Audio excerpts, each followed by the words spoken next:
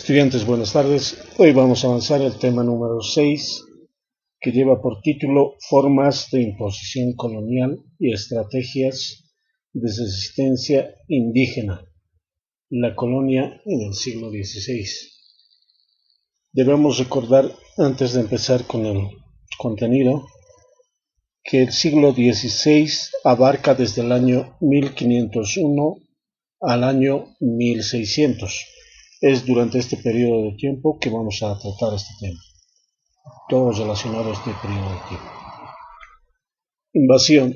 A la primera fase de conquista violenta y de dominio se conoce entonces como invasión. Esa es la primera fase de la conquista violenta y de dominio, es decir, entendemos por conquista violenta al inicio de guerras, enfrentamientos con los pueblos originarios, en este caso los españoles contra los pueblos originarios, mediante las armas. Por eso se denomina conquista violenta y de dominio. Una vez que salen vencedores los españoles, van a dominar a los indígenas de esa región. Conquista se fue dando paulatinamente con la instalación del nuevo poder. Entendemos por conquista cuando el ejército español va venciendo a los ejércitos indígenas y se establece un nuevo orden, es decir, se instala un nuevo poder en manos de los españoles. Como ustedes pueden apreciar en la imagen, están los españoles ya como autoridades. Los estados promotores y la lucha por las rutas marítimas. Bien, si bien desde Europa, se cree que antes que los españoles llegaron los vikingos a la parte norte del continente americano. En ese entonces se llamaba Abya Yala, hoy lo conocemos como continente americano. Luego, posteriormente, pasados los años 1492, llega España con Cristóbal Colón. Según ellos, descubren un nuevo continente, un continente que ya existía. Obviamente para los europeos era un descubrimiento. Viene España, pero a la vez también vienen otras potencias europeas a tratar de conquistar territorios nuevos, como es el caso de Portugal. Entonces, ¿a qué se refiere este subtítulo? Los proyectos de expansión territorial del siglo XV y XVI de España junto a la Iglesia y personas particulares empezaron las disputas por las rutas marítimas con Portugal. Ya entre los siglos XV y XVI, es decir, desde el año 1492, desde que llegan a América, hasta el año 1600, se realizan varios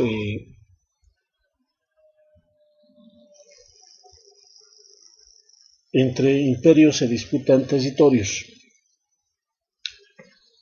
como aquí en el mapa ustedes en la parte inferior pueden apreciar todo lo que está pintado de rojo pertenecía al Imperio Español, y todo lo que está pintado de verde perteneció al Imperio Portugal. Y esa región pintada de verde mayormente la totalidad está pintado en la región del Brasil. Por eso los brasileños hablan portugués, porque han sido invadidos, colonizados por Portugal. Entonces, el territorio rojo, y donde está Bolivia, pues fue colonizado obviamente por España. Para evitar estas peleas entre imperios, se estableció en ese entonces, 1494, el Tratado de Tordesillas, mediante el cual se divide en la región la parte este sobre todo de lo que es Sudamérica, para Portugal, y la parte oeste para el Imperio Español. El 7 de julio de 1494, en el Tratado de Tordesillas, se acepta dividir el Océano Atlántico con una línea situada a 370 al oeste de las islas de Cabo Verde, quedando toda la parte este del meridiano para Portugal y al oeste para España. Bien, como ustedes pueden apreciar que lo que les estaba indicando hace un momento, en el año 1494 se firma el 7 de julio un tratado de Tordesillas. Ahora, los tratados se firman entre países actualmente. En ese entonces, hablamos de ese tiempo, se firmaron entre imperios, en este caso el Imperio Español y el Imperio Portugal o portugués. Firman esos tratados ¿para qué? Para evitar las peleas por esos territorios. Y es así que, reitero nuevamente, el territorio pintado de color rojo está bajo el Imperio Español y el territorio que ustedes pueden apreciar de color verde está bajo el Imperio dominado obviamente por los portugueses. La muerte de Atahualpa y la caída del Tahuantinsuyo. Francisco Pizarro, quien para noviembre de 1532 llega al territorio de Cajamarca, hoy departamento del Perú. El 16 de julio de 1533, Atahualpa es ajusticiado en la horca por los españoles acusándole de idolatría. Bien, si bien en 1492, Colón a la cabeza llega con 3 embarcaciones y descubre para los europeos un nuevo continente. Aún no se daba cuenta Colón que era un nuevo continente. Él creyó que llegó a la India. Años después se dio cuenta que no era India y que llegaron a un nuevo continente. Bien, 1492, tuvieron que pasar 40 años para que decían los españoles, en este caso a la cabeza de Francisco Pizarro, lleguen al territorio conocido como Cajamarca, hoy es un departamento de Perú. Al llegar Francisco Pizarro, obviamente los indígenas de esta región se sorprende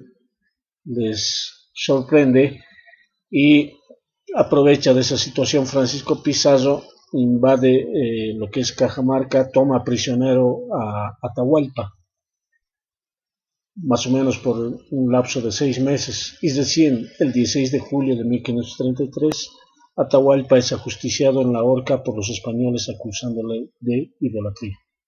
Entonces en el año en la fecha 16 de julio de 1533 Atahualpa es ajusticiado y ustedes pueden apreciar en la imagen, hay un cura católico antes de la muerte de Atahualpa. Lo ajusticiaron porque lo juzgaron como idólatra, es decir, idólatra quiere decir que creía o tenía varios dioses ajenos al Dios creador, es decir, al Dios único. Y es por esa situación que lo ajusticiaron a Atahualpa. Campaña de conquista. Una vez muerto el Inca Atahualpa, los españoles rápidamente avanzaron hacia el Cusco, reforzados con varios hombres. Bien, una vez que lo ejecutan Atahualpa, obviamente la cabeza más importante, es decir, el jefe de los incas, había fallecido. No tenían alguien que los dirija al ejército indígena. De esto justamente aprovecharon los españoles y se dirigieron al Cusco, que era la capital del imperio incaico. Invadieron y conquistaron esa región, obviamente reforzados con varios hombres. La llegada a los Andes bolivianos. En 1535 Francisco Pizarro tenía más o menos controlado el Perú, ya que había aceptado el ascenso de Manco Inca, al cual fue posible manipular. Solo le quedaba avanzar al resto del imperio. Bien, había llegado a Cajamarca, conquistó lo que es la región de Cusco. En 1535 Francisco Pizarro más o menos ya tenía controlado lo que es el Perú, porque habían coronado en ese entonces a Manco Inca, que pertenecía a la corona real de Huáscar. Recordemos que Huáscar era el hermano de Atahualpa, y en ese entonces entre Huáscar y Atahualpa gobernaban a lo que es todo el imperio incaico. La parte norte del imperio incaico, Perú, Colombia, parte de más que todo Perú, Ecuador, Colombia, y su capital Quito era gobernado por Atahualpa, y la región sur del imperio del Tahuantinsuyo o Inca fue gobernado por Huáscar y con su capital en Cusco. Ambos se enfrentaron en armas. A un principio salió vencedor Huáscar e hizo prisionero a Atahualpa. Este logró huir y después Atahualpa también venció en otro combate a Huáscar y así lo mató a Huáscar y se quedó con el imperio en Atahualpa. Entonces Manco Inca, que desciende de lo que es de Huáscar, es impuesto como emperador del imperio Inca. Así, el mito del Dorado referido a un reino donde abundaba el oro hizo que Gonzalo Pizarro reclutara a 280 hombres a caballo. 2 meses después llegaron al río Payamino sin encontrar lo que buscaban. Bien, el mito del Dorado. Como los españoles vinieron a enriquecerse a esta región, buscaban oro. Se anoticiaron que había una región llena de oro, una ciudad de oro como es el Dorado. Entonces Gonzalo Pizarro reclutó a 280 hombres a caballo y muchos más a pie. 2 meses después llegaron al lugar, pero no encontraron lo que buscaban, es decir, la ciudad dorada. Guerra entre los encomenderos y la corona. En noviembre de 1542 se emiten las ordenanzas de Barcelona o leyes nuevas. Las ordenanzas prohibían la esclavitud de los indios, controlando de esta manera el poder de los encomenderos. El encomendero era aquella persona instituida por la corona española para dominar una región. Los indígenas que vivían en esa región lo sustentaban con alimentos, con su trabajo al encomendero. El encomendero era un español. Y este encomendero, a cambio de eso, tenía que evangelizar, cuidar a los indígenas. Pero muchos de los encomenderos trataron ya como esclavos a los indígenas en esas regiones. Y para evitar esto, evitar que mueran más indígenas, se establece estas ordenanzas de Barcelona, nuevas leyes, donde se prohibía la esclavitud de los indios por parte de los encomenderos. Bien, esta es la primera parte del tema. Nos vemos en la siguiente clase con la segunda parte del tema. Muchas gracias.